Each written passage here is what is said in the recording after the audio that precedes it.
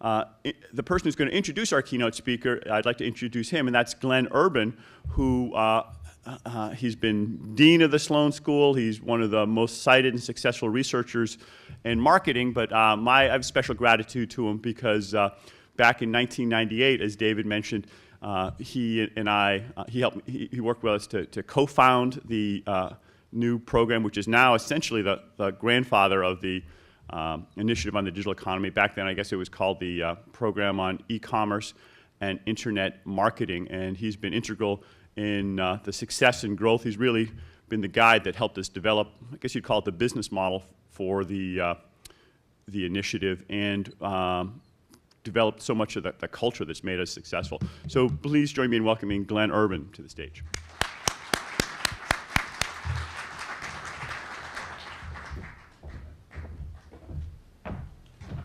It's been really great as we watch this evolution over the last 20 years, and I keep telling my students, you're living in the most exciting management time yet. And the challenges we face and the opportunities are really amazing, and Eric's really positioned now, the IDE, to kind of be the leadership position in that. Well, it's my pleasure to introduce Stephen Althaus, who is the CMO at BMW, and he has wide experience in marketing, so being a field I'm from, I really like that. In advertising, where he was chairman and CEO of Publicis in Germany, and at Allianz, where he was head of global brand management. But since he came to BMW in 2010, I think he's a good example of what is revolutionizing business. You can't stay in your functional area and talk about digitization. Although there's a lot of marketing digitization, it's much wider. And so I think Stephen can share with us some of the insights of the kind of corporate strategy at BMW and responding to this digitization challenge. So Stephen, welcome.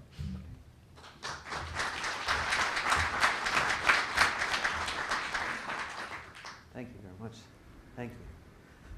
Well, it's an honor to be here. Unfortunately, I had to give up my MIT band for the sake of this mic, but I definitely make sure I don't keep memorabilia, but an MIT band I'll definitely hold on to. It's a privilege to be here and to be among you. Just to start this one and to basically connect to what you started at the beginning, I mean, the answer from a car manufacturer on the horse issue is, I think we've done our significant part on eliminating the horse from many angles, and I'm not sure if that is scientific enough, but we can give you some pragmatic advice on how this is good.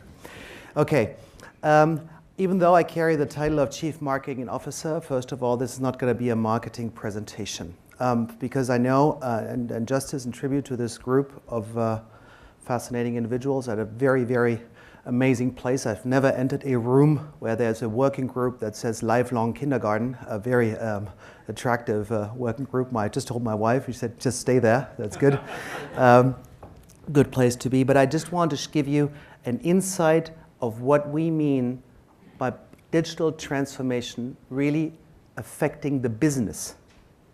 And that, to me, is the most important aspect of working as, and see it in the sort of the global marketing function, that technology comes to the rescue to many marketeers who have been in the business of putting lipstick on gorillas, on advertising, and now having the opportunity to step up to the plate and really embrace it and earn and deserve that seat at the table of business.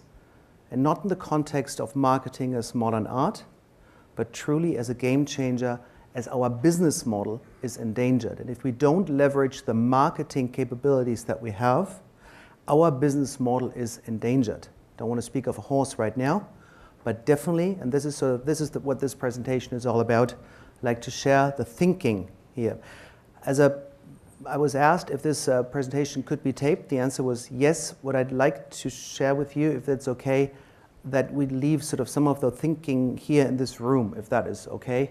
Because there's a couple things that some people might feel uncomfortable that we address something like this, or we show this. And also, this is going to be a bit about the kind of questions we ask ourselves, and not just providing superstar answers. Yeah, but that's why I'd just like to open up and show you a bit of what we mean by digital transformation and why this is so important to us. Is that okay? feel a bit intimidated by so many professors in the room. My PhD title is completely ridiculous to all the academia that's around here, but nevertheless, take it from a pragmatic admirer. So, the way I'm going to approach this is going to be purely from the market side. So I'm applying a demand side view from the very beginning. I'm not looking at it through the supply side of a car manufacturer, but I'm basically approaching it from the demand side view. Number one major aspect of being in the business of modern mobility is that we have a strong trend of urbanization. And that has direct consequences to our business model. Because if that's true, the majority of modern mayors tell you that mobility in megacities or in cities is going to be one of the top 5 aspects on how people sort of live together and what makes living in a city worthwhile. Number 1 major trend. I'll come to this one in a second when we think about mobility solution, linking it to public transport, etc., etc. But this is one trend that's not going to go away. Second, and if you're sitting in the car, commutes are getting longer, some study says. Now, what does that mean? If we're in the business of owning cars, the aspect actually of sharing cars and mobility becomes an aspect. And no matter how you get from A to B, the time that you spend in your car or in your vehicle will define and will have major impact on the business. Because a number of companies that we now welcome as competitors, we did not know before 2 years ago. And what they're basically trying to do, or what they're doing, is they're running at 0 fixed costs, and they're trying to steal the customer interface while commuting, or while doing something in the car. Now that's heavily affecting our business model, because we're no longer just in the business of producing and pushing units, but also utilizing the time that people are in the car or sharing mobility. So we're no longer just in the business of owning a car, selling a car, but actually being a part of modern mobility solutions, and that has to do with the sharing economy. Now, this change hits the automotive industry, and this is my fundamental statement I leave here with you. I actually don't have more important thing to say than this, is that many people, speaking about digitalization, always think about digitalization in the context of communication. A number of marketing professionals consider the digitalization aspect that we're shifting sort of from TV to online. What we don't see, or just a number of people see or envision, and we definitely feel it in our industry, is how much digitalization is affecting our business model, because the margins are under attack. And if I was to ask this room, if we all decided to become a car manufacturer, I'd like to ask you, we probably have a very fundamental discussion: would we still build production plants? Would we still have those amazing amount of fixed costs? And I'm speaking on behalf of a company that will turn 100 years next year. And we're competing with a company called Tesla, not too far away, from our customers, unfortunately. And we see a couple people actually we'd like to have in our cars driving Teslas, but we're going to get them, of course. But it's good. It's good. I mean, we are a healthy paranoia company, so we welcome competition. But it's an aspect that we all of a sudden are confronted with competition that we did not know of. And we keep on holding on to benchmark within industry and keep on holding on to benchmarks versus Porsche or versus Audi or Mercedes. That is the first sign of mediocrity. We need to benchmark outside category. We need to see who is basically looking at our business model, not just in the business of who's producing and selling cars. So, of course, I mean, this chart is relatively new. I just came from New York to this, and there are, of course, different ways on how to get there.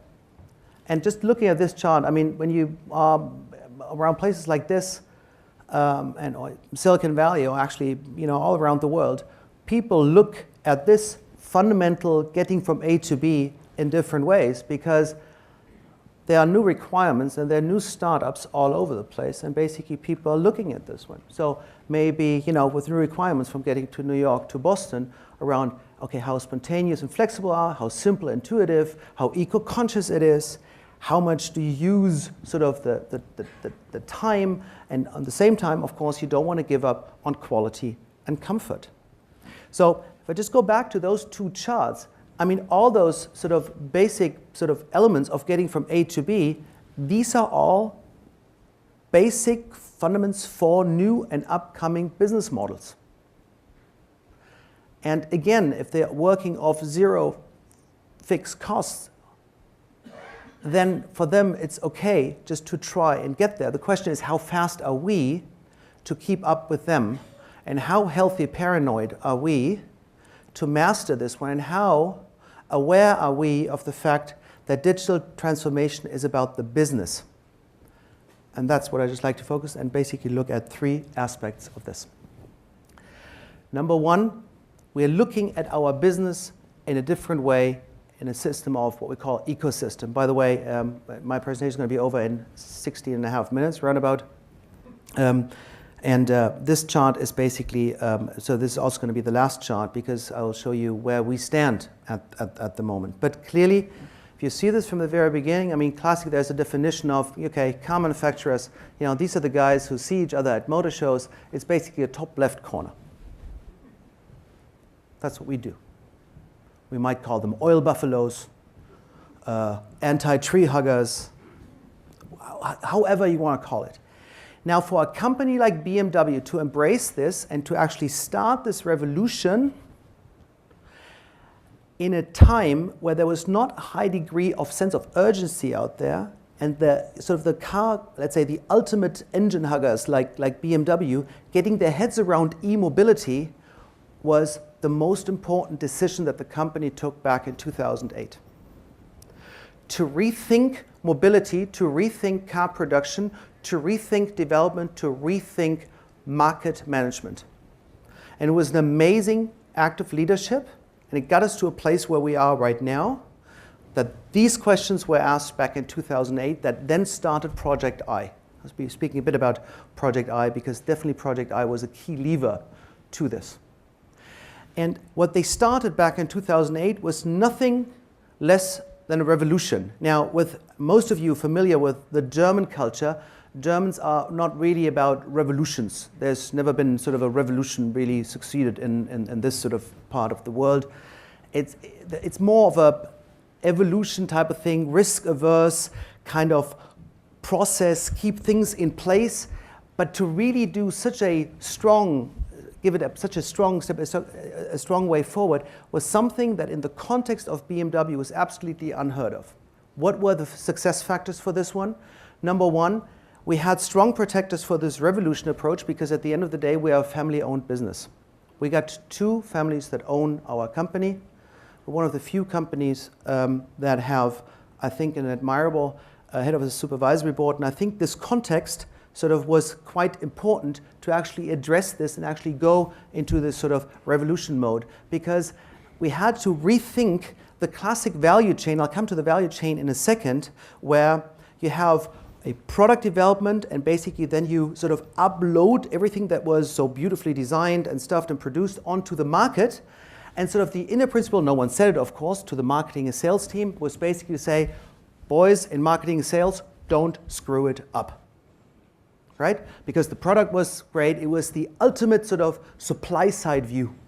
Now this has changed dramatically because with the changing demand side, this has sent a clear message into the core of BMW and has got and generated a complete different approach on how we think and how we envision mobility. And we had to.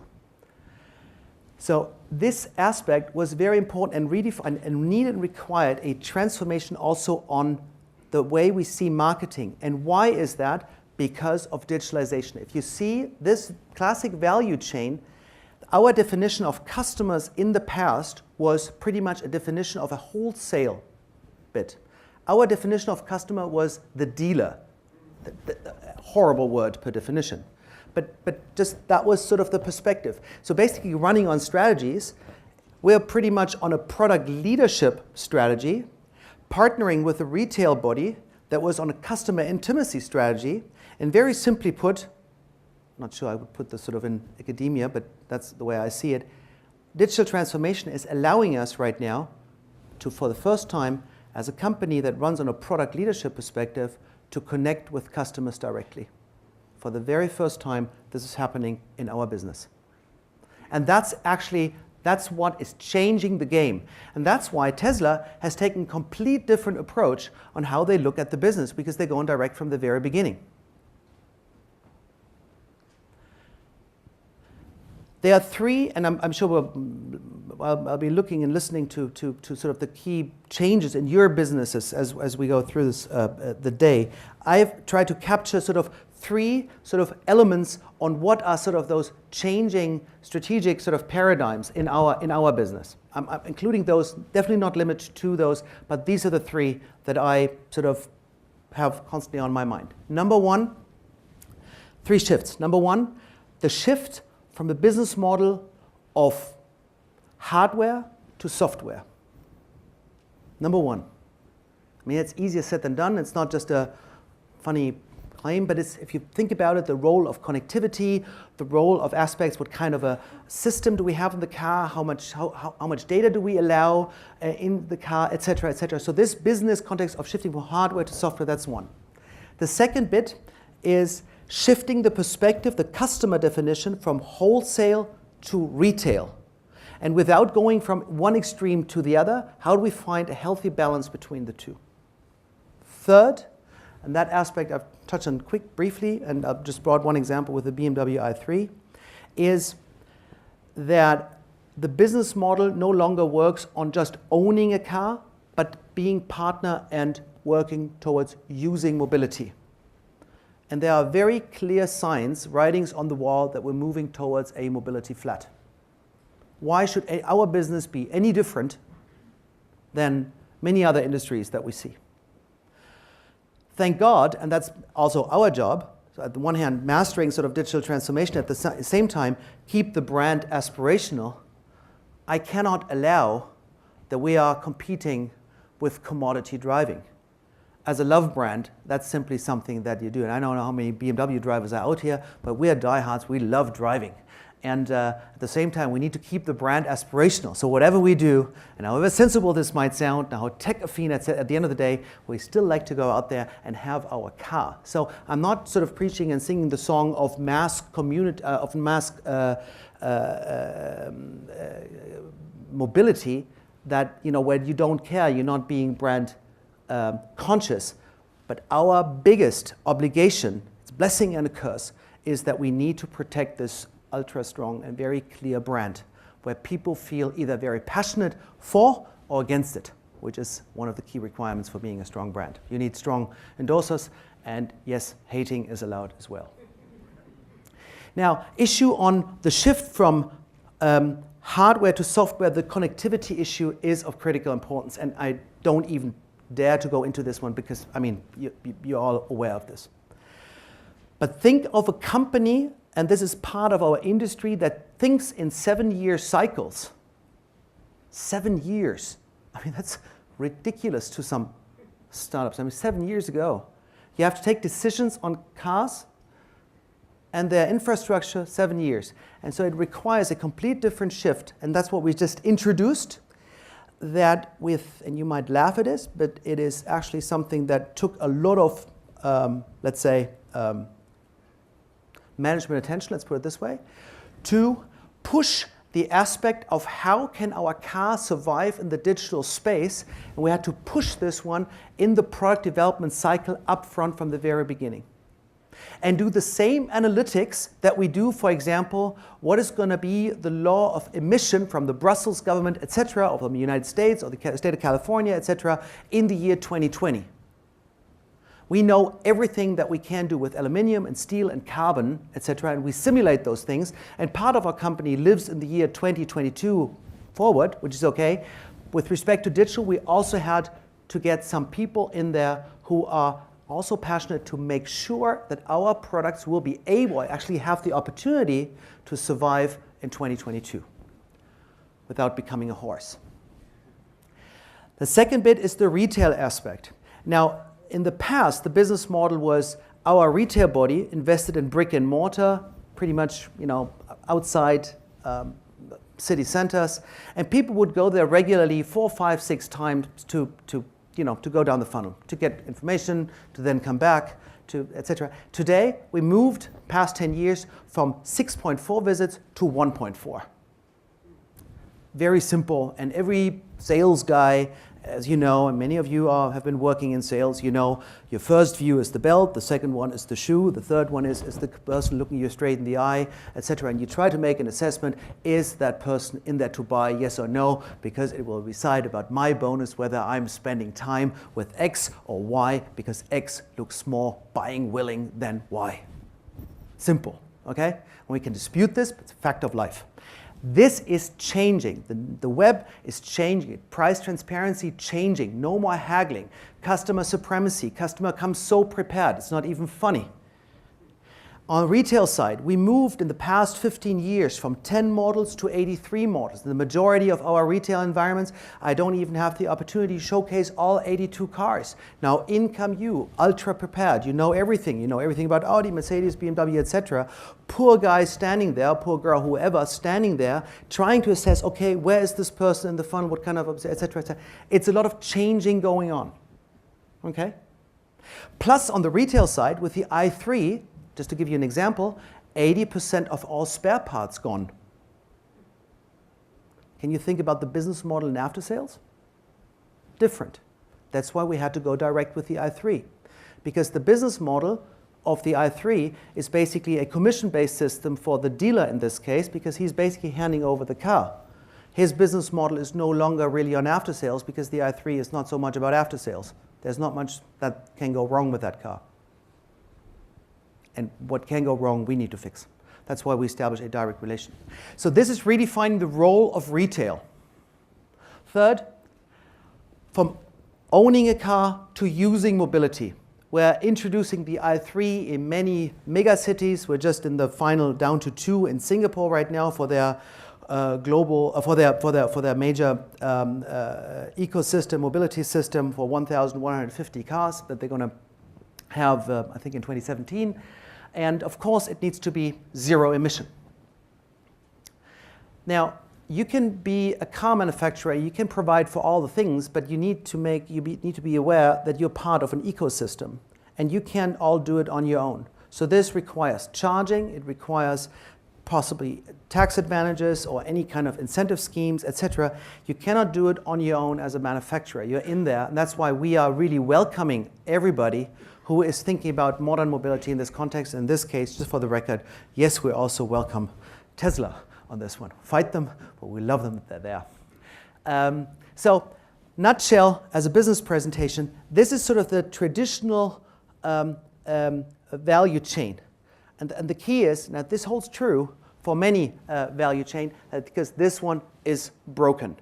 And with all those little connections that you see there, we are, if we're not aware of, we're losing our healthy paranoia approach, we're being attacked from all angles. Because, mind you, that is still a healthy business model. The luxury segment is still a healthy business model. So where would you attack? You would fish where the fish are, obviously. So basically, you would try to find where are some margins where I can attack, where can I sort of interfere, steal customer interface, come up with a specific service, etc., both on the supplier side, on the OEM side, on the retail side, on the consumer side, and even third parties. And at the Consumer Electronics Show, it's just amazing to see that in 2013, there was one car at every second stand. In 2014, there was a car on every stand, and in 2015, it felt like there were 2 cars on every stand, and it was no longer the Consumer Electronics Show, but it was like, how can we make money in the mobility business? It's just amazing. So you saw this convergence of industries. Now, what we do not have is stickiness at the moment. And I'm just throwing this one out. This is one of the most, what are we thinking about? Actually, we are not building a critical threshold beyond brand loyalty in our business. Now, you can be passionate about our cars, and that's why we need to be really passionate about the brand, because there's no real threshold, no physical threshold on why you would walk away from BMW. Why would you? Yeah, so it's okay to buy a Mercedes, do this. There's nothing really that has certain stickiness. We don't have a fuel band. We don't have iTunes. We don't have a PlayStation approach where from PlayStation 3 to PlayStation 4, we become sort of almost like a portal to the web, plus also a fee, etc. We don't have that. So our question is, how do we create this kind of stickiness and this sort of loyalization aspect that moves us from we produce cars and we launch those cars, we sell them, and we expect a very happy customer to come back automatically in 3 years. I'm exaggerating, but that's the principle, the fundamental belief of our industry. If you're in the German car business, you believe you're selling a car to someone, he's so happy about this car, he will come back automatically. We're not good enough on service yet. We're still very much product focused. So we need to think about the service aspect, being very open, yeah? So is that okay? Yeah. But that's sort of the approach. We have not created the stickiness. And this is one of the aspects that we're looking at, and how can we possibly create some stickiness on how are we pushing loyalization beyond just brand loyalty, or I like my consultant at dealership X or Y, or I like this and this and this, or I like this car because my dad had one, or I like this BMW because my neighbor can't afford one, or whatever you want to say. Or, interesting enough, in this country, I'm buying a BMW because my dad had a Mercedes, which is the Audi proposition in this country right now. Buying an Audi, young ones, because my dad had a BMW. Huh? Audi is running at a BMW strategy. Now, if you're a healthy paranoia company, you're much better being a number 2, challenging a number 1. That's one of the things where you need to have, if you're number 1, you need to constantly create crisis situations. Seriously, I'm dead serious about it. I'm sure that some of you feel that as well, because otherwise you don't create a sense of urgency. We have a couple of aspects in this context where, remember the picture on sort of the ecosystem aspect, where we have some parts of our business that we did not label BMW because the majority of Drive Now, which is our car sharing model, is 85% non-BMW, not Mini, and yes, non-Rolls-Royce owners. Car sharing model for Rolls-Royce would be awesome. Whoever would be introducing this one is going to be, a Hall of Fame at Marketing Academy. But this is so we have embarked on a journey. We're looking at sort of establishing this ecosystem on Drive Now, sharing cars. Maybe you've seen some of those, or Park Now. If you have a parking spot, you just log on and you just make it known. And give it to someone who might use it. Connected Drive, which is the first one where we try to create this sort of stickiness, where we'd like to get you some services that you sort of benefit from while you're driving, maybe in the context of you and your office, you and your entertainment, you and your, et cetera, et cetera. And this is something that we're working on at the moment on my BMW sort of sign-in to create an interface that allows us to connect with the customer direct. Now again, we're coming from a company that has a wholesale perspective and did not have this customer access. I have to say, guilty as charged, the majority of BMW customers we don't know at an AG level. Total car park, 18.5 million. Half of those we don't know. Fact. We know them somewhere, but not in a consolidated base. So, this is sort of I know this is the nightmare of PowerPoint, but I try to get some so no power, no points, but I try to get sort of this one on one chart. This is how we sort of explain and use these charts sort of in our organization as well.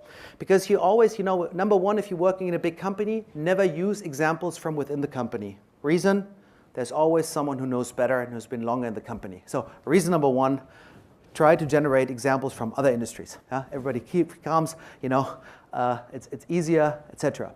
So we use this example from other industries, but basically same principles apply.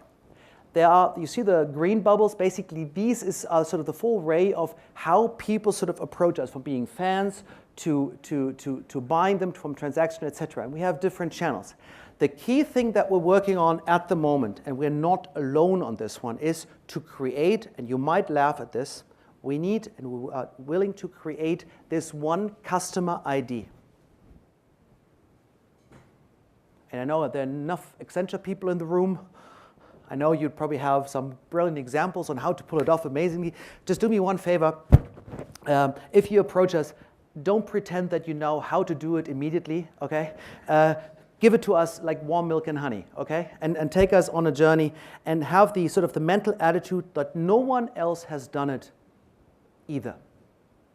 So it's okay to not know, because no one has done this. Not Mercedes, not Audi, not anyone has done this. Sounds easy.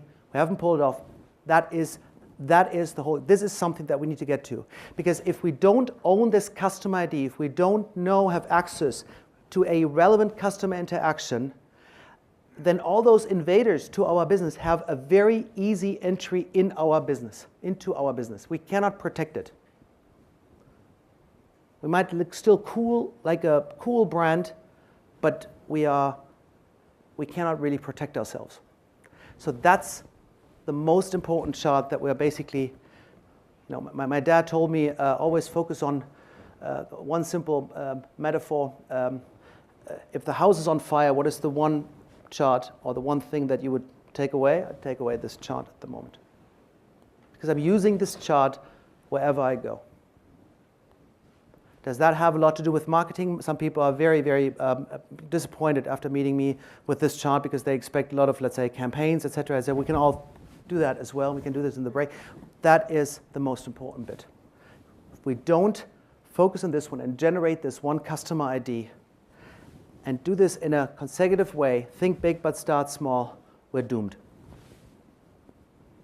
So to fill up this ecosystem is basically the approach that we're having here.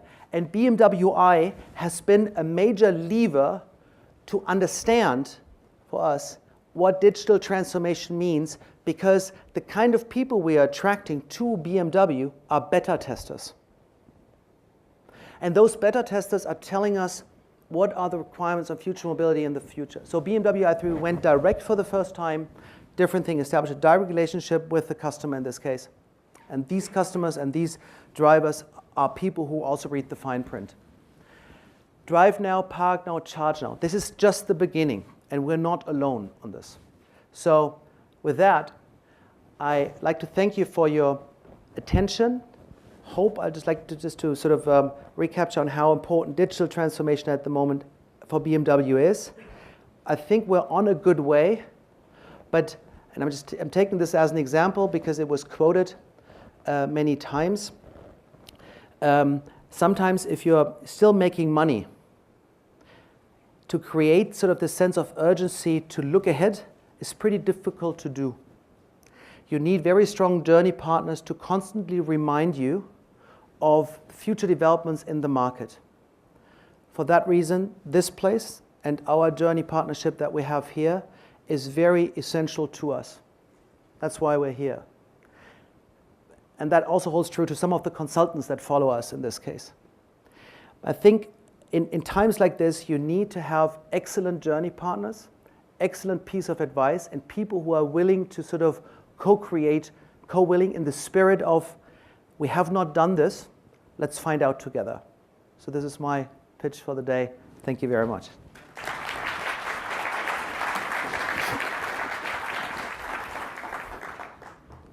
Thank you, Stephen. I'm sorry, Do you want to take a question? No, Anybody no, have a quick one?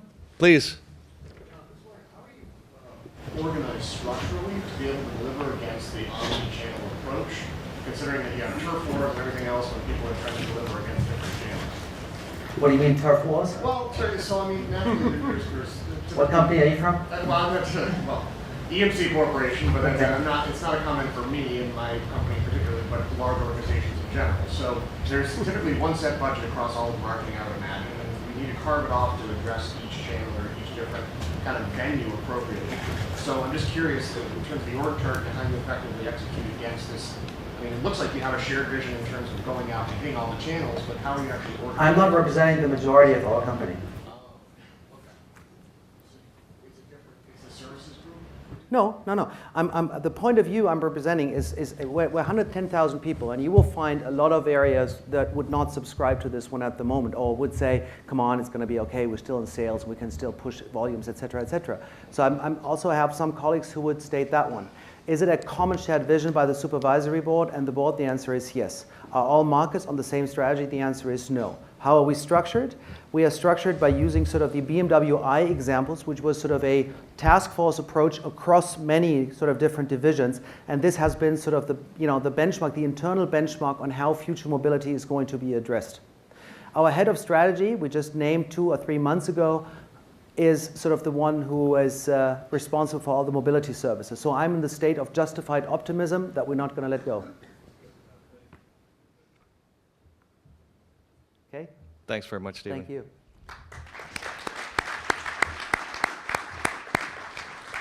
So I now have for sale a 2010 Toyota Corolla with 100,000 miles, if anybody is interested.